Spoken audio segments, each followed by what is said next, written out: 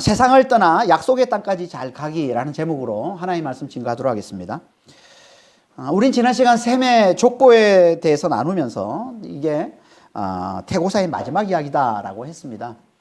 그러니까 태고사는 청지 창조부터 시작해서 사람이 죄를 범함으로 에덴에서 쫓겨나고 그 후손들이 온 땅에 가득해지면서 온 땅에 죄악이 가득해지고 그로 인해 하나님께서 온 땅을 홍수로 심판하고 노아의 가족만 구원하시지만 노아의 후손들이 다시 땅에 번성하면서 또다시 바벨탑으로 범죄하여 온 땅에 흩어지게 되고 그 가운데서 하나님께서 셈의 후손들을 당신 백성으로 택하셨음을 보여주는 것. 이게 첫 번째 족보부터 다섯 번째 족보 이야기인 태고사 이야기인 것이고, 오늘부터 살펴보는 말씀은 이제 그 셈의 후손들 중에 실제 하나님 백성들의 조상이 되는 족장들에 대한 이야기가 시작이 되는 겁니다. 그래서 족장사라고 하는데요. 이게 여섯 번째부터 이제 마지막 10번째까지의 족보 이야기가 되는 겁니다. 그래서 오늘 본문은 27절에 이렇게 말씀을 시작하고 있는 겁니다. 27절 한번 보겠습니다. 데라의 족보는 이러하니라. 데라는 아브람과 나홀과 하란을 낳고 하란은 롯을 낳았으며 데라의 족보는 이러하니라. 이제 여섯 번째 족보 이야기인 데라의 족보 이야기를 이제 시작하는데요. 이 이야기가 25장까지 25장 11절에서 끝납니다. 그러니까 25장까지 이어지는 아주 긴 이제 이야기가 되는데요. 그러니까 주인공은 이제 아브라함인데 25장의 이야기가 이제 아브라함이 죽는 이야기거든요. 죽음에서 끝나는 이야기예요. 그러니까 이야기 주인공은 이제 아브라함인데 이걸 데라의 족보라고 얘기하는 건 이 족보 이야기는 항상 그 후손들 또는 그 이후에 일어난 일을 이야기하고 있기 때문에 그런 겁니다. 그래서 첫 번째 족보 이야기가 천지 창조의 족보라고 이제 창세기 2장 4절에 시작되는데 그것도 이제 천지 창조의 족보라고 하고는 천지 창조가 일어난 이후의 이야기를 하고 있는 것이고, 그리고 또 25장에 보면 이제 이삭의 족보라고 하면서 실제로 이제 그 아들이 이제 야곱에 대한 이야기를 주로 하고 있고, 그리고 37장에서도 또 야곱의 족보라고 하고는 그 아들인 요셉의 이야기를 이제 주로 하고 있는 거죠. 그러니까 데라의 족보라고 했지만 이건 이제 하나님과 언약을 맺을 그의 아들 아브라함에 대한 이야기를 이제부터 집중적으로 하겠다라고 얘기하고 있는 겁니다. 그러면서 이제 그 전에 먼저 그 배경에 대해서 말씀을 해주고 있는데 이게 27절에서 32절까지 말씀인 겁니다. 데라에게 아들 셋이 있었다고 합니다. 아브라함과 나홀과 하란. 이 순서는 아브라함이 실제 장자임을 말하는 게 아니라 그가 영적 장자임을 나타내는 거라고 했습니다. 실제로는 하란이 장자일 가능성이 많다고 했는데 그 이유는 하란의 그 딸이 그 하란의 형제인 나홀과 결혼했기 때문이라는 거예요. 29절에 그걸 말씀하고 주고 있죠. 29절에 보면 아브람과 나홀이 장가들었으니 아브람의 아내 이름은 사레며 나홀의 아내 이름은 밀가니 하란의 딸이요. 그러니까 지금 하란의 형제와 하란의 딸이 지금 결혼하는, 과거에는 이제 친척 간에 이제 결혼하는 일이 크게 문제되지 않았던 때입니다. 이 과거에는 친척 간에 이제 결혼하는 일이 왕왕 있었는데요. 근데 지금 뭐라고 얘기하고 있습니까? 이게 하란의 형제와 하란의 딸이 결혼했다 이 얘기하고 있는데, 그러니까 이 앞에 먼저 아브라함과 이제 사레가 결혼했다고 하는데 이 아브라함과 사레의 나이 차이가 10살 차이 납니다. 10살 차이 나는데 그걸 보면 그러니까 하란의 형제인 나홀과 하란의 딸인 밀가도 그렇게 나이 차이가 많이 나지 않았을 것으로 보고, 그러면 이 하란은 나홀보다 나이가 더 많은 그리고 아브라함보다도 더 나이가 더 많은 형일 장자일 가능성이 많다라고 보는 겁니다. 그래서 실제로는 하란이 장자인데 이제 아브라함을 맨 앞에 언급하고 있는 건 그가 영적 장자이기 때문이다라고 얘기를 했던 거죠.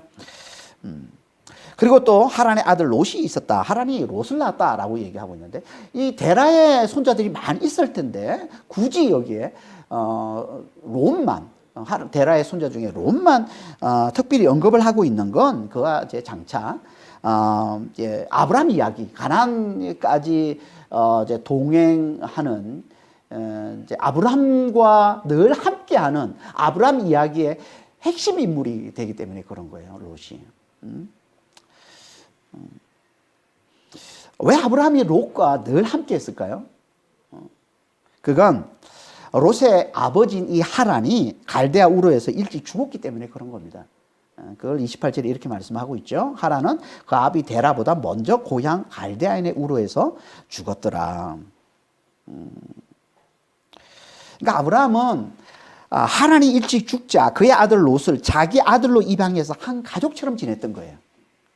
그래서 31절에 보면 데라가 갈대아 우르를 떠날 때 아브라함과 롯과 사레를 데리고 떠났다라고 하면서 마치 한 가족처럼 이야기를 하고 있고, 그리고 12장 1절에도 보면 하나님이 이제 아브라함을 찾아와 가지고 내 고향과 친척과 아비 집을 떠나라라고 할 때 아브라함이 어떻게 합니까? 롯은 데리고 갑니다.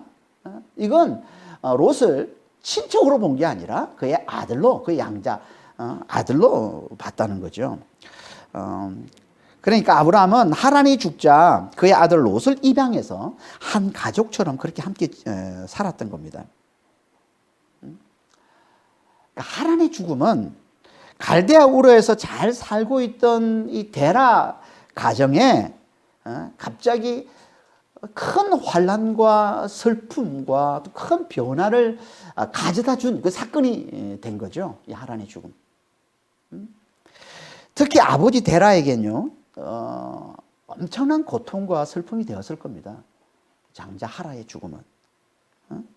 부모에겐 자식을 먼저 보내는 것만큼 큰 고통과 슬픔이 없다고 그러지 않습니까? 그래서 본문에서도 하라는 그 아비 데라보다 먼저 죽었다라고 강조해서 말씀을 하고 있는 거예요. 그만큼 데라가 그로 인해서 큰 고통과 슬픔을 겪었음을 이제 보여주고 있는 거죠.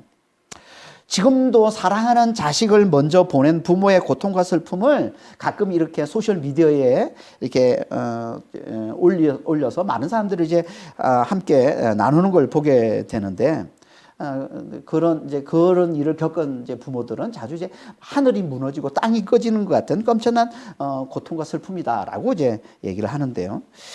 이게 아들 하란을 먼저 보낸 이 데라에게 찾아온 고통과 슬픔이었던 겁니다. 큰 슬픔을 겪은 거죠. 큰 고통을 당한 거죠.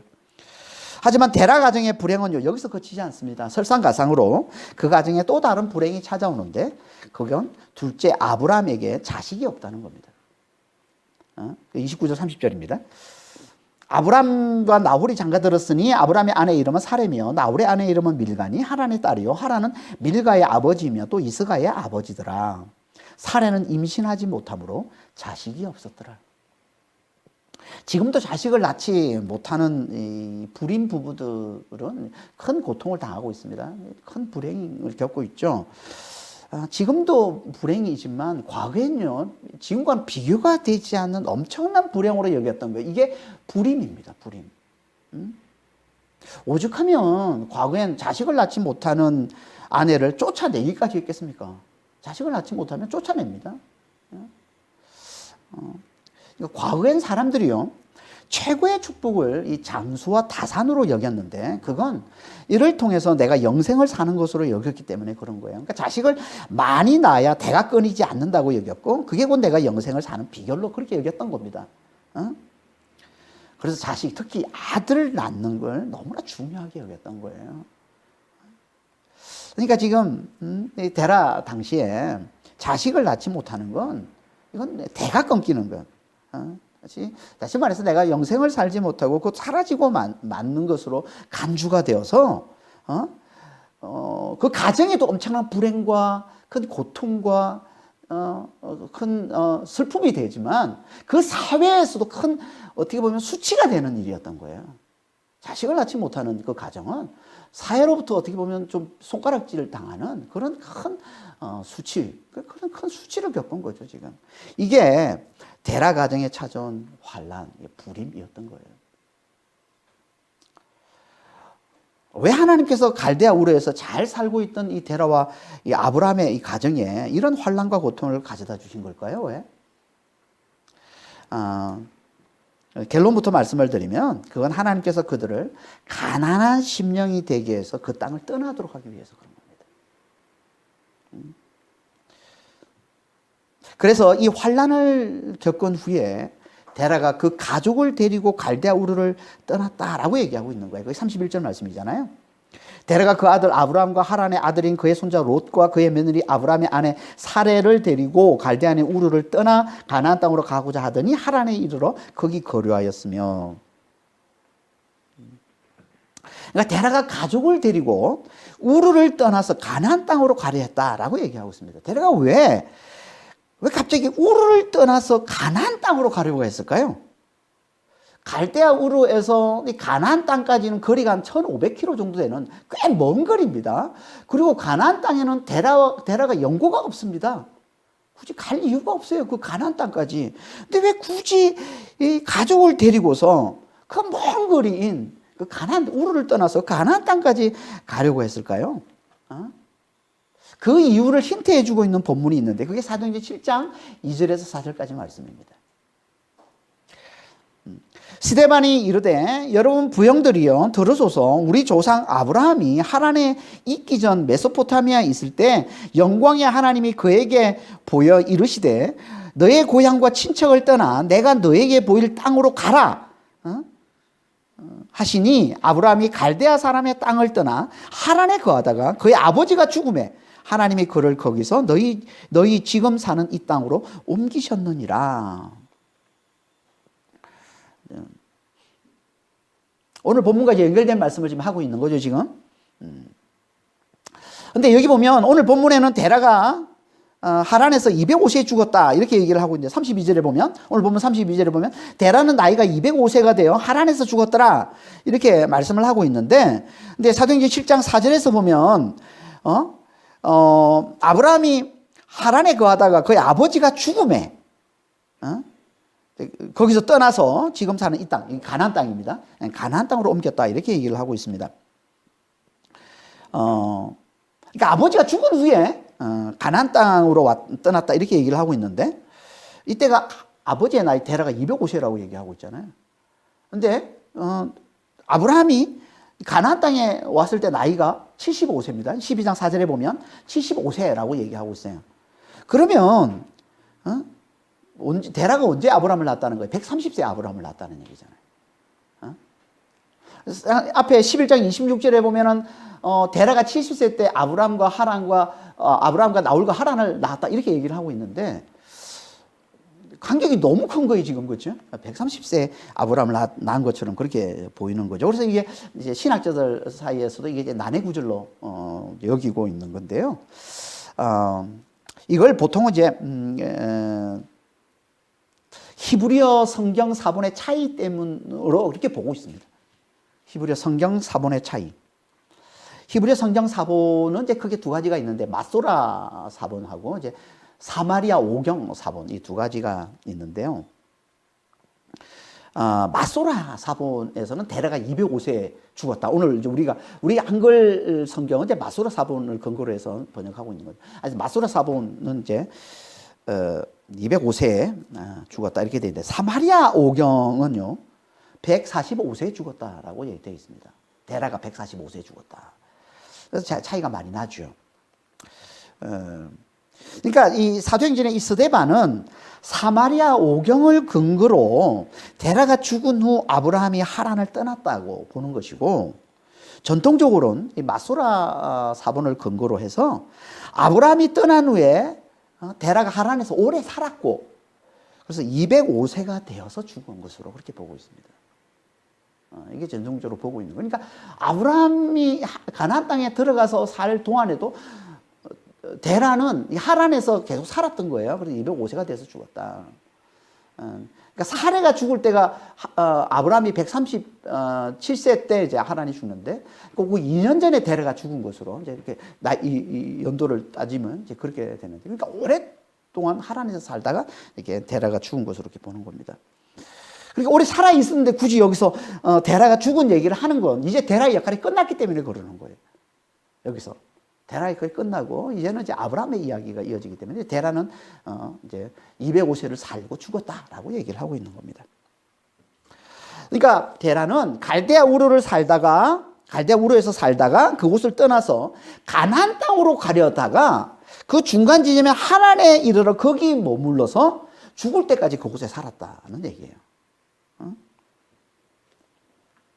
왜 데라가 갈대아 우르를 떠나서 가나안 땅으로 가려 했냐는 거죠. 그걸 오늘 사도행전 7장 2절 3절에서는 뭐라고 얘기하고 있습니까? 그건 그의 아들 아브라함이 하나님 말씀을 들었기 때문에 그렇다는 거예요. 갈대아 우르에서 그 아들 아브라함이 하나님 말씀을 들은 거예요.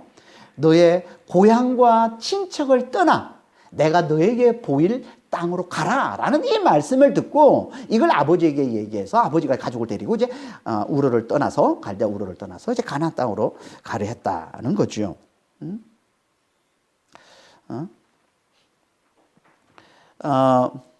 근데 여기 보면 이제 그래서 사도행전 7장에 그 2절에 보면 하란에 있기 전 메소포타미아에 있을 때 하나님이 아브라함에게 말씀을 하신 것으로 말씀하고 있죠. 이게 메소포타미아라고 되어 있는데 4절에 보면 또 이걸 갈대아 사람의 땅이라고 얘기하고 있습니다. 그러니까 메소포타미아를 여기서는 또 갈대아 사람의 땅, 갈대아 우르와 같은 의미로 쓰고 있는 거예요. 원래 메소포타미아는 강들 사이라는 뜻입니다. 그래서 유프라테스 강과 티그리스 강 사이를 나타내는 건데 그걸 여기서는 이제 갈대아 우르. 정확히 말하면 갈대아 우르는 메소포타미아의 남쪽에 있는 넓고 비옥한 땅에 세워진 당시 최고의 문명 도시를 말하는 겁니다. 이게 갈대아 우르였던 거예요. 메소포타미아 남쪽, 지금의 이라크 남쪽에 해당되는데 이곳에 있는 아주 최고의 문명 도시, 이게 갈대아 우르였던 거예요. 이곳에 이제 데라 가정이, 데라와 이제 아브라함의 가족들이 여기에 살고 있었던 것이고, 그러던 중에 이제 하나님이 아브라함을 찾아와서 말씀하셨다는 거예요. 너의 고향과 친척을 떠나서 내가 너에게 보일 땅, 가나안 땅으로 가라라고 말씀하셨다는 겁니다. 이 말씀을 받고는 아브라함이 이제 아버지, 가장이니까 아버지가 아버지에게 전했던 것이고, 그 데라가 그걸 전해 듣고는 이제 가족을 데리고 우르를 떠나서 가나안 땅으로 가려 했다. 이 데라와 이 아브라함이 이제 갈대아 우르를 떠나는 이 일이 쉬웠을까요? 아니었을 겁니다. 이거는 정말 어려운 결정이었을 거예요. 갈대아 우르를 떠나는 일은. 당신은요, 공동체 사회입니다. 공동체 사회. 공동체 사회는 뭐냐 하면, 공동체가 안전망이 되어주는, 그러니까 공동체를 벗어나면 언제 강도를 만나서 죽을지 모르는 그런 너무나 위험한 사회를 말하는 거예요, 공동체. 그러니까 공동체 속해 있어야만 안전했던 거예요.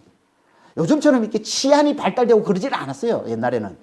그러니까 공동체에 속해 있으면 그게 안전했던 것이고, 거기서 벗어나면 그 죽음일 수도 있는 너무나 위험하고 너무나 두려웠던 게 이게 공동체, 이 고향을 떠나는 일이었던 겁니다. 그래서 당시에는 가장 큰 형벌 중에 하나가 뭐냐면 공동체 추방인 거예요.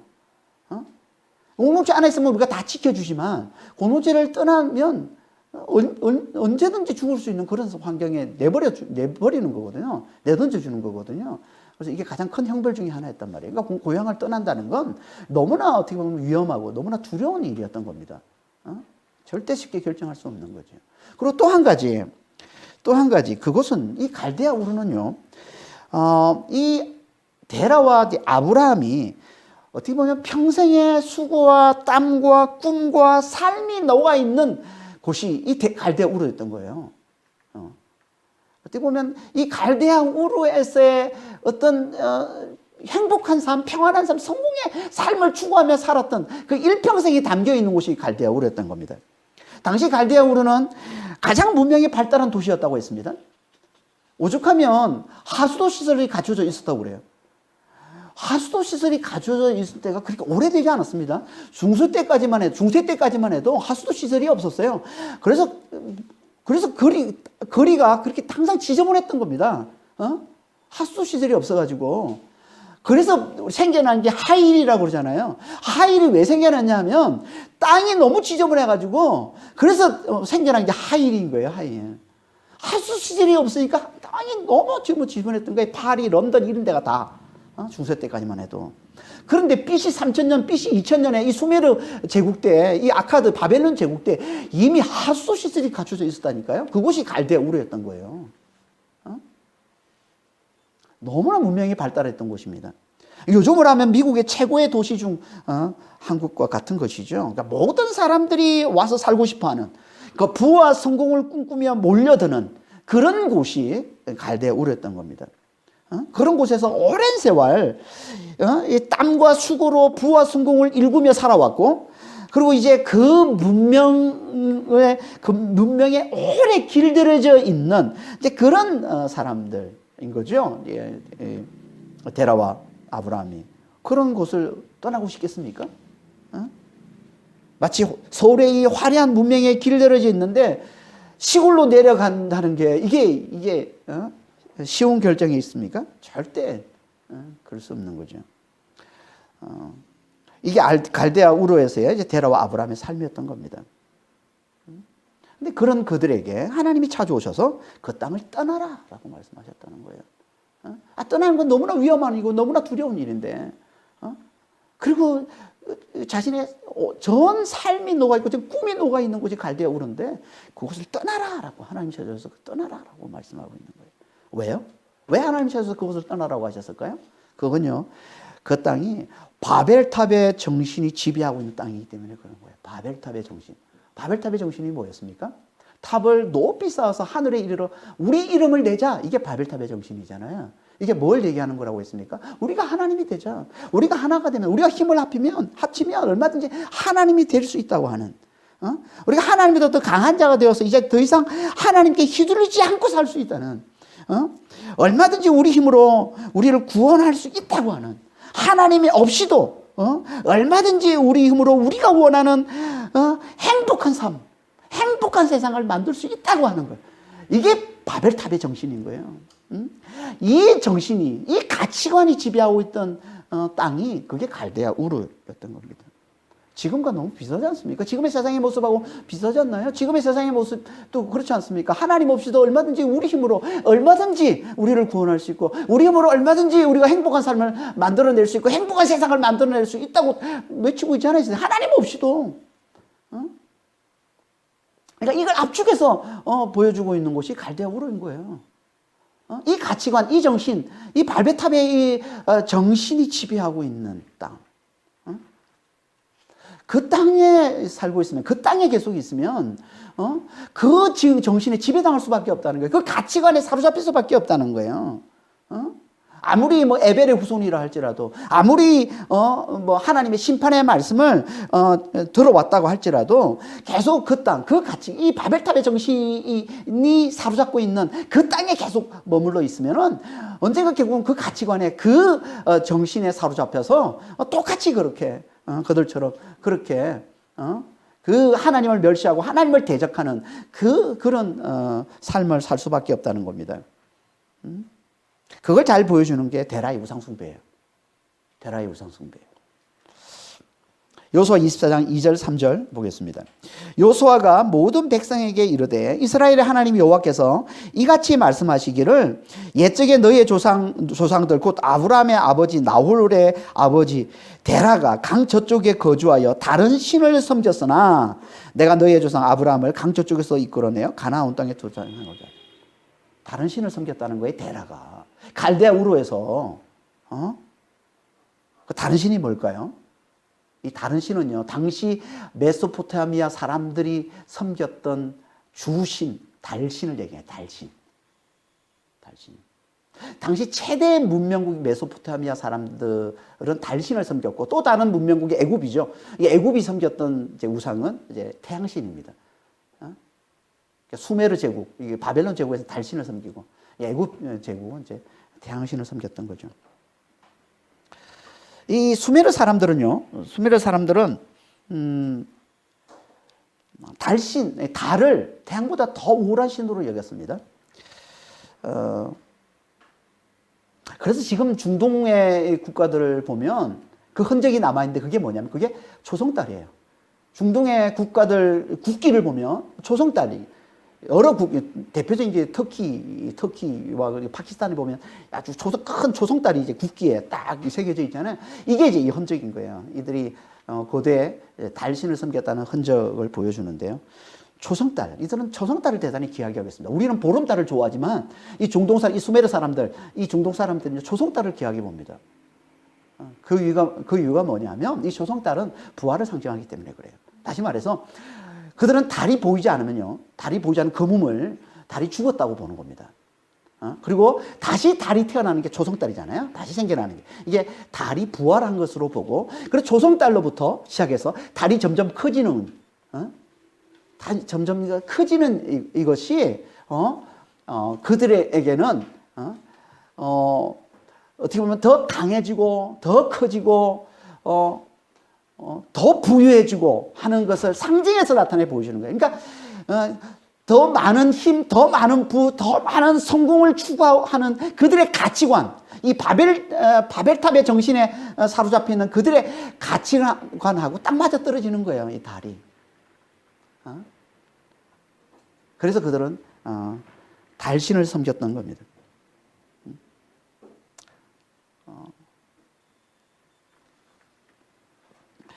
그 달신을 주신으로 섬겼던 가장 유명한 도시가 바로 갈대 우르였던 거예요. 갈대 우르. 그리고 나중에 또 달신을 주신으로 섬기는 또 유명한 도시가 나오는데 그게 하란입니다. 하란. 그러니까 아브라함과 연결되어 있는 이 두 도시가, 이 우르와 이 하란이 다 달신을 섬기는 대표적인 도시였던 거예요.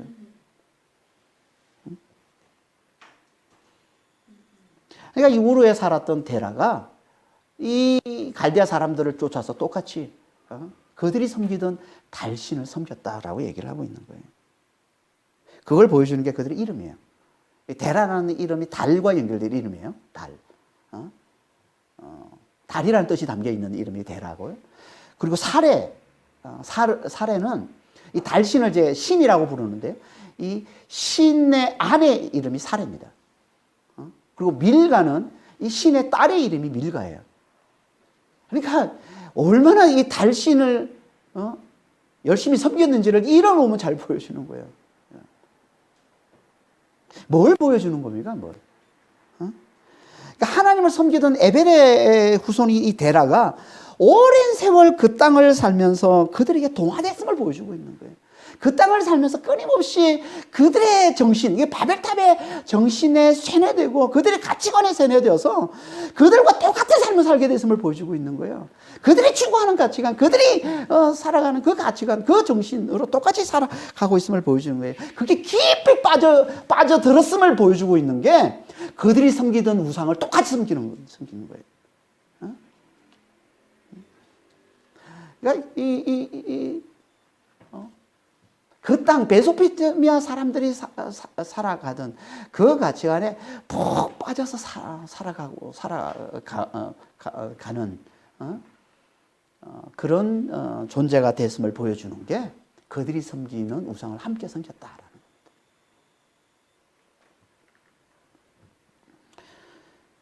그런 그들을 하나님께서 그 땅에서 불러내기를 원하셨던 거예요.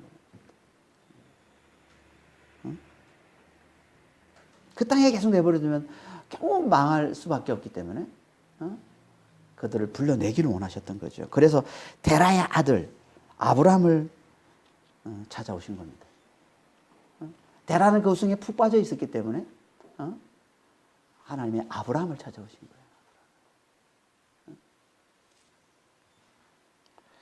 왜 하필 아브라함일까요? 왜 하필 우상을 섬기던 그 집에 하나님이 찾아서 그 아들을 찾아오셔서 그 아들에게 말씀을 주시는 걸까요?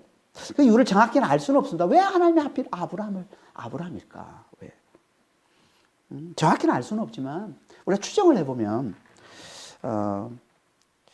그건 그가 셈과 에벨의 후손 중에서 누구보다 더 치열하게 하나님의 심판의 말씀을 붙들고 실험했기 때문에 그랬다는 겁니다. 누구보다 치열하게 하나님 말씀을 붙들고 실험한 자가 바로 아브라함이었다는 거예요. 다시 말해서 그는 갈대아 우르의 그 우상에 사로잡혀 살던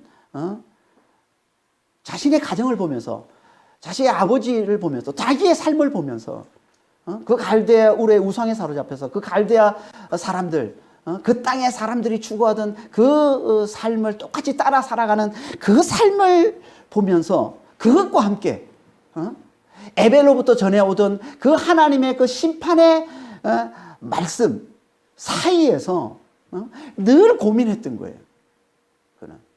왜 이게 맞는 걸까? 이 삶이 맞는 걸까? 이렇게 우상을 섬기며 사는 삶이 맞는 걸까? 이렇게 수메르 사람들처럼 이렇게 이 세상의 힘과 부와 성공만을 추구하면서 이 땅에서 잘 살기만을 꿈꾸면서 열심히 달려가는 이 삶이 정말 맞는 걸까? 그래서 열심히 이들과 함께 우상을 섬기며 살아가는 이게 맞는 걸까? 하나님을 멸시하고 하나님을 대적하면 하나님 반드시 심판하신다고 조상들로부터 계속 그렇게 하나님이 우리에게 말씀해 오셨는데 이러다 진짜 심판당하는 건 아닐까? 철저하게 멸망당하는 거 아닐까? 이 고민을 계속했던 거예요. 왜 아브라함이 이 고민을 했을까요? 그에게 들이닥친 이 환난 때문에 그런 거죠. 그의 가정에 들이닥친 환난 때문에 그런 거죠. 하나님의 죽음을 보면서, 자기 와이프의 불임을 보면서, 자기 삶 가운데 들이닥친 이 환난을 겪으면서, 이게 하나님의 심판이 아닐까? 이 수메르 땅에서 이들과 같은 삶을 살아가는 하나님 우리를 보면서 하나님 우리를 심판하시는 건 아닐까? 우상을 섬기는 우리를 하나님께서 심판하시는 건 아닐까? 그래서 다시 한번 하나님의 심판의 말씀을 기억하고 그 하나님을 찾았던 거예요. 그 하나님의 말씀을 붙들었던 거예요. 이게 가난한 심령인 겁니다.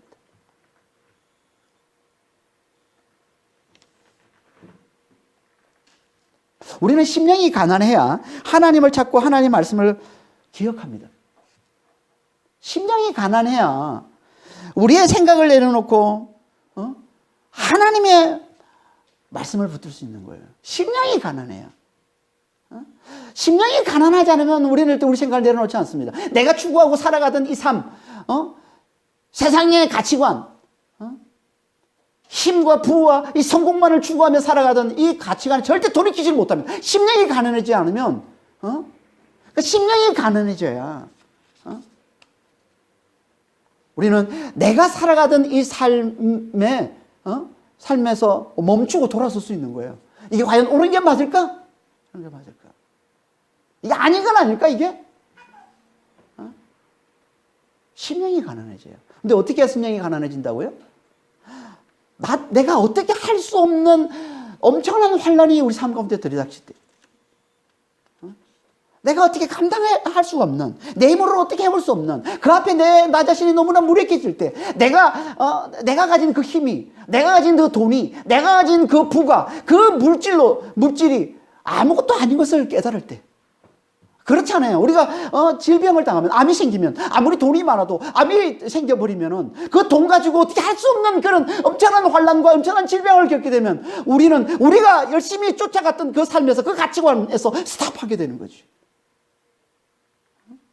그게 심령이 가난해진 거란 말이에요. 우리의 무력함을 깨닫게 될 때. 내가 붙들고 내가 힘이라고 여기고 내가 의지하고 했던 그 돈, 그 물질, 그 성공, 이게 아무것도 아님을 깨달을 때. 이게 심령이 가난한 것이고, 그때 우리는 하나님의 심판과 구원의 말씀을 기억하고 하나님을 찾게 되는 것이고, 그렇게 하나님을 찾게 될 때 하나님께서 우리를 만나주시고 우리를 놀랍게 구원해 주신다는 겁니다. 그래서 예수님이 심령이 가난한 자는 복이 있나니 천국이 저희 것이다 라고 말씀하고 있는 거예요. 그래서 사도들이 환난을 당할 때 오히려 기뻐하라. 왜냐하면 이는 너희의 믿음을 연단해서 주님이 나타나실 때 그보다 더 귀한 칭찬과 영광과 존귀를 얻게 하게 해주기 때문이다 라고 말씀하고 있는 거죠. 이게 베드로전서 1장 6절 7절 말씀 아닙니까? 그러니까 환난을 통해 얻게 되는 심령의 가난함. 아브라함은 환난을 통해서 이 심령의 가난함을 얻게 된 거예요. 그래서 하나님의 심판의 말씀을 기억하고 그 말씀을 붙든 거지요. 하나님을 간절히 찾은 거지요. 그런 그를 하나님이 찾아오셔서 만나주신 겁니다. 그래서 그의 아브라함은 진짜 부와 성공만을 꿈꾸면서 그 할대우리에 살아가다가 그 가정에 그 집안에 들이닥친 그 환난을 보면서 그 형제의 죽음을 보면서 그 아내의 그 불임을 보면서 왜 하나님이 우리에게 이런 어려움을, 왜 이런 환난을 하나님이 주셨을까? 그러면서 하나님 말씀을 기억하게 되고 그 말씀을 붙들게 되고 하나님을 간절히 찾은 거죠. 하나님 어디 계십니까? 하나님 어디 계십니까? 그렇게 하나님이 간절히 찾을 때 하나님께서 그를 찾아오셔서 그를 만나 주시더라는 겁니다. 하나님, 우리도 심령이 가난해서 하나님을 간절히 찾을 때 반드시 하나님 우리를 만나 주십니다. 그래서 다윗이 그런 거 아니에요. 하나님이 구하시는 제사는 상한 심령이라. 하나님이 가장 기뻐하시는 제사, 뭐 번제를 드리고 뭐 희생 제물을 드리고 무슨 그런 거 하나님이 기뻐하는, 하나님이 진짜 기뻐하시는 제사는 상한 심령이라, 깨진 심령이라, 가난한 심령이라라고 말씀하고 있는 거예요. 시편 50편 17절에 하나님이 구하시는 제사는 상한 심령이라는 거예요. 다시 말해서 하나님 그걸 가장 기뻐하시는 거예요. 그렇게 상한 심령이 돼서 하나님께 나오는 자 하나님 만나주시는 거예요. 하나님이 함께 해주시는 거예요. 하나님이 축복해 주신다는 얘기예요. 이게 믿음의 조상 아브라함이 우리에게 깨우쳐주는 믿음의 첫걸음인 겁니다. 심령이 가난한 자가 되라는 거예요. 심령이 가난한 자. 하나님, 우리가 무엇보다 먼저 심령이 가난한 자 되기를 원하신다는 겁니다. 환난이나 질병으로 인해서 내가 의지했던 이 육체, 내 건강, 내가 이 세상의 성공, 세상의 부, 이 물질, 이 돈, 이게 아무것도 아님을 깨닫는 자가 되기를 하나님 원하시는 거예요. 그래서 우리 삶 가운데 하나님께서 우리가 어찌할 수 없는 환난을 우리 삶 가운데 하나님 붙여주시는 겁니다. 심령이 가난해지도록, 하나님을 찾도록, 하나님 말씀을 붙들도록, 하나님이 아니면 그 어떤 것으로도 구원받을 수 없음을 깨닫게 해주시는 거예요. 이게 심령의 가난함이에요. 그래야 우리 하나님의 말씀을 듣고, 그래야 비로소 이 힘, 이 부, 이 돈, 이 성공만을 자랑하는 이 세상을 떠나서 하나님이 우리에게 보여주시는 땅, 곧 약속의 땅으로 나아갈 수 있기 때문에 그런 겁니다. 그래야. 이게 심령의 가난함이에요. 하지만 이것만으로는 안 됩니다. 심령이 가난한만으로는 안 됩니다. 여기서 한 가지 더 나아가야 되는데, 또 한 가지 아주 중요한 믿음의 요소가 있는데, 그건 하나님의 말씀을 직접 듣는 겁니다. 하나님의 말씀을 직접 듣는 거예요. 이게 있어야 우리는 비로소 약속의 땅까지, 끝까지 잘 걸어갈 수 있는 거예요. 하나님의 말씀을 직접 듣는 거예요. 그걸 반면교사로 보여주는 게 데라 이야기인 거예요. 데라. 31절에 보면 데라가 후반절에 뭐라고 되어 있습니까? 갈대아인의 우르를 떠나, 30절 후반절에 갈대아인의 우르를 떠나 가나안 땅으로 가고자 하더니 하란에 이르러 거기 거류했다. 원래는 가나안 땅, 아브라함의 얘기를 듣고 하나님이 보일 땅, 약속의 땅, 이 가나안 땅으로 가다가 하란에서 멈췄어요. 하란은 중간 지점이 있습니다. 그러니까 갈대아 우르에서 900km 정도 떨어져 있는 곳이 하란인데요. 메소포타미아 북쪽 경계선에 있는 도시입니다. 하란. 그러니까 하란을 넘어가야 가나안 땅으로 들어갈 수 있는 거예요. 그러니까 메소포타미아의 경계에 있는, 메소포타미아 북쪽 끝에 이 경계선에 있는 도시, 이게 하란인 겁니다. 그리고 또 이 하란은 이 데라와 이 아브라함의 먼 조상들, 셈과 아르박삭과 셀라, 이렇게 먼 조상들이 살았던 고향이에요. 조상들의 고향이 이 또 하란인 겁니다. 그러니까 데라와 아브라함은 하나님의 말씀을 듣고 우르를 떠나긴 했어요. 그러니까 데라도 심령이 가난해진 거죠.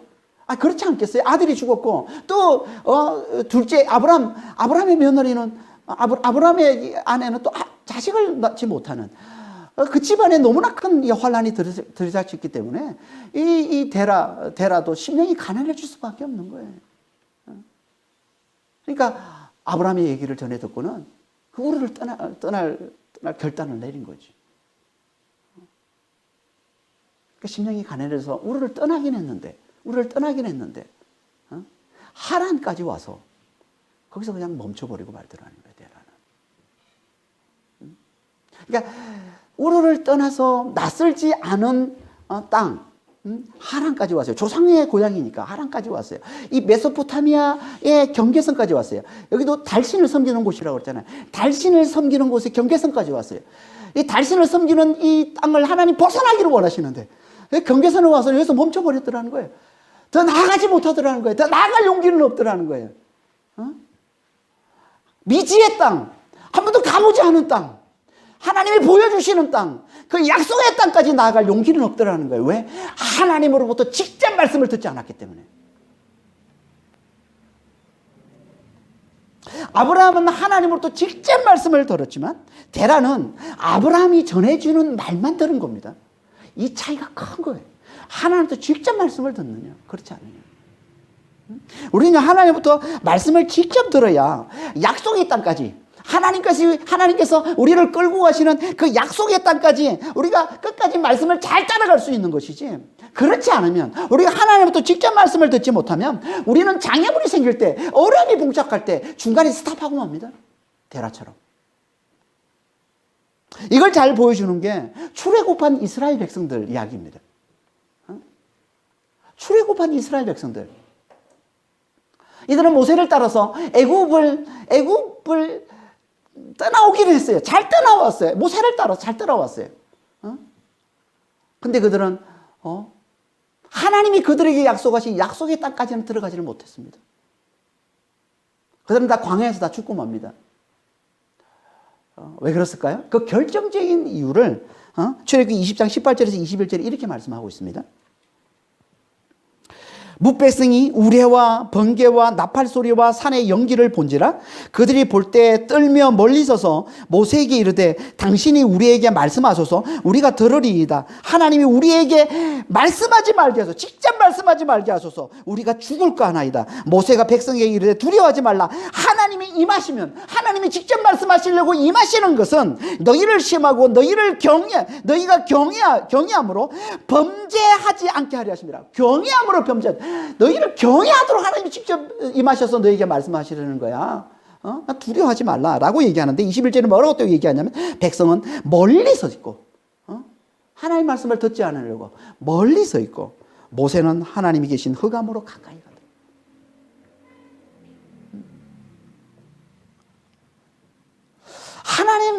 하나님의 말씀을 직접 들으려 하지 않았다는 거예요. 하나님은 모세 당신이 듣고 우리에게 전해주면 됩니다. 우리는 그것만으로 족합니다. 하나님이 직접 말씀하시면 두렵습니다. 우리가 죽을까? 하나님 무섭습니다. 직접 말씀하지 말게 하소서. 하나님이 직접 말씀하시려고 그러는데 이스라엘 백성을 다 불러라. 내가 얘기하겠다고 그러는데 아니 우리는 하나님 말씀 안 듣겠습니다. 그러는 거거든 지금. 그 결과가 뭐예요? 그 결과 그들은요. 결국은 금송아지 우상을 만들죠. 그 결과. 이 일이 있고 난 얼마 후에 결국은 금송아지를 만들어요. 그 우상을 섬기게 되고. 그리고 계속 하나님 앞에 원망과 불평, 어려움을 당할 때마다 하나님께 원망과 불평을 쏟아내죠. 그러다가 마침내 약속의 땅 바로 앞에 가데스 바네아라고 약속의 땅 바로 앞에 이제 정탐꾼을 보내잖아요. 그래서 정탐꾼이 그 가나안 땅을 돌아보고 와서 뭐라고 얘기합니까? 그 땅에 사는 자들은 아낙 자손의 후예들, 네피림의 후예들입니다. 거인들입니다. 우리는 그들 앞에서 메뚜기 같습니다. 라고 보고하니까, 정탐꾼들이 보고하니까 이 이스라엘 백성들 전체가 다 들고 일어나서 모세를 죽이려고 하죠. 돌을 쳐서. 우리를 죽이려고 여기까지 끌고 왔냐. 하나님에 대한 불신을 토해내는 거예요. 집단적으로. 그래서 하나님이 어떻게 하십니까? 그들을 심판하셔서 광야에서 40년을 광야에서 지나게 하시고 거기 다 죽게 만드시잖아요. 약속의 땅에 들어가지를 못합니다. 누가 약속의 땅에 들어갑니까? 그 후세들, 그 2세들이 약속의 땅에 들어가는 거예요. 그러니까 하나님의 말씀을 직접 듣지 않은 자들의 결과가 뭔지를 잘 보여주고 있는 거지. 그러니까 하나님의 말씀을 직접 듣는 게 얼마나 중요한지를 잘 보여주고 있는 겁니다. 왜 하나님께서 우리에게 직접 말씀하시려 하신다고? 왜? 그래야 우리가 경외함으로 그분의 말씀을 들을 수 있기 때문에. 경외함으로 그분의 말씀을 들을 수 있기 때문에. 경외한다는 게 뭐예요? 하나님을 창조주로 알아보고 그분의 은혜와 그 능력에 압도되어서 말씀을 듣는 거예요. 하나님의 말씀을 무슨 사람이 얘기해주는 무슨 전문가가 얘기해주는 말씀 수준으로 듣는 게 아니라 창조주 하나님을 알아보고 그분의 그 은혜와 그 능력에 압도돼서 그분의 말씀을 듣는 거예요. 이게 하나님의 말씀을 직접 듣는 거란 말이에요. 이럴 때 우리가 우르를 떠나서 약속의 땅까지 끝까지 말씀을 잘 따라갈 수 있는 것이지, 그렇지 않으면 따라갈 수가 없는 거예요. 그렇지 않으면. 그러니까 하나님을 경외함으로 말씀을 듣는 거예요. 다시 말해서 하나님을 창조적으로 알아보고 그분의 은혜와 그 능력에 압도되어서 죽은 자에게 부활을 가져다 주시는 창조주로 알아보고, 그래서 그렇게 십자가와 부활의 복음이 중요하다는 거예요. 이 말씀을 받아들여야, 이 말씀을 제대로 깨달아야 우리가 하나님의 말씀을 직접 듣는 게 되는 겁니다. 그게 경외함으로 말씀을 듣는 거예요. 그게 창조주로 알아보고 그분의 은혜와 능력에 압도돼서 말씀을 듣는 거예요. 그들만이 우리를 떠나서, 힘을 숭배하는 이 세상을 떠나서, 힘의 가치관이 지배하는 이 세상을 떠나서 하나님의 은혜, 하나님의 은혜로 우리를 구원해 주시고, 우리를 살게 해 주시고, 우리에게 영원한 생명을 주시고, 우리에게 부활을 가져다 주시고, 영원한 기쁨을 가져다 주신다는 그의 약속의 땅으로 우리가 잘 따라갈 수 있는 것이지. 그렇지 않으면 우리는 따라갈 수가 없는 겁니다. 따라갈 수가 없는 겁니다. 그러니까 우리는 가난한 심령이 되어서 우리 삶에 주어지는 어려움들, 환난들, 질병들, 고통들, 아픔들, 하나님께서 우리의 삶 가운데 이런 것들을 붙여주시는 이유는 우리를 가난한 심령으로 만들기 위해서. 이런 게 없이는 우리는 그냥 이 세상의 성공만 바라보고, 이 세상의 돈만 바라보고, 이 세상의 부만 바라보고서 그걸 추구하면, 그것만 있으면 내가 얼마 그것으로 나를 구원할 수 있어, 내 삶을 구원할 수 있어 여기며 살아가는 이 바벨탑 정신으로 살아가는 이 세상을 떠나서 하나님의 약속, 하나님이 은혜로 우리를 구원해 주신다는, 하나님의 은혜로 우리를 살게 해주신다는, 영원한 기쁨을 누리고 영원한 행복을 누리면서 살게 해주신다는 그의 약속의 땅으로 우리가 끝까지 잘 따라갈 수 있는 것이지. 그렇지 않으면 갈 수 없는 겁니다. 아브라함을 통해서 하나님께서 우리에게 이걸 깨우쳐 주시는 겁니다. 하나님은 우리도 동일하게 우르를 떠나서, 힘을 숭배하는 우르를 떠나서 하나님의 약속의 땅, 가나안 땅으로 들어가길 하나님이 원하십니다. 어떻게 우리가 끝까지 그 가나안 땅까지 다 따라갈 수 있겠습니까? 가난한 심령이 되어서 하나님이 직접 말씀하시는 걸 잘 들을 때, 하나님의 하나님을 경외함으로 그분의 말씀을 들을 때, 그분의 창조주 되심을 알아보고 그 은혜와 그 능력이 압도돼서 그분의 말씀을 들을 때, 십자가의 부활의 이 복음을 들을 때마다 하나님의 죽은 자를 살리는, 우리에게 부활을 가져주시는 그 놀라운 은혜와 그 놀라운 능력으로 하나님께서 우리에게 말씀하신다는 것을 우리가 제대로 깨달을 때, 이게 가난한 심령으로 하나님께 직접 말씀을 듣는 거란 말이에요. 이렇게 가난한 심령으로 하나님께 직접 말씀을 들을 때 우리는 우르를 떠나서 약속의 땅까지 우리가 잘 걸어갈 수 있는 겁니다. 그런 믿음의 성도들이 다 되시길 예수님으로 축원합니다. 기도하겠습니다. 하나님 아버지, 아브라함처럼 힘을 숭배하는 세상을 떠나서 은혜로 구원을 누리게 주시겠다고 약속해 주신 그 약속의 땅, 그 땅까지 아브라함처럼 저희도 잘 걸어가기를 원합니다. 끝까지 잘 걸어가기를 원합니다. 주님. 대낮처럼 중간에 스탑하지 않고, 장애물이 있다고, 두렵다고, 위험하다고 스탑하지 않고, 주님, 약속의 땅까지 하나님의 은혜로 구원을 베풀어 주시는, 하나님의 우리의 은혜로 우리에게 영원한 생명을 주시고 영원한 구원을 가져다 주시는 그 약속의 땅까지 주님, 우리 잘 걸어가기를 원합니다. 그러려면 주님, 가난한 심령으로 하나님께 직접 말씀을 잘 들어야 됩니다. 주님, 우리에게 주어진 이 환난, 이 어려움, 이 고통, 이런 것들을 보면서 주여, 정말 우리의 무력함을 깨닫고, 우리가 의지하고 우리가 붙들고 있는 이 세상의 힘, 이 돈, 이 물질, 이 성공, 이 무력함을 깨닫고 하나님의 말씀을 기억하고 하나님의 말씀을 붙드는 이 가난한 심령, 하나님을 간절히 찾는 이 가난한 심령이 되어서 하나님을 간절히 찾을 때 하나님이 나타나셔서 우리에게 직접 말씀해 주시는, 하나님을 경외함으로 하나님의 말씀을 듣는, 하나님의 창조주심을 알아보고 그 은혜와 능력에 압도돼서 말씀을 듣는 아버지 하나님, 이렇게 하나님께 직접 말씀을 듣는 자가 되게 주셔야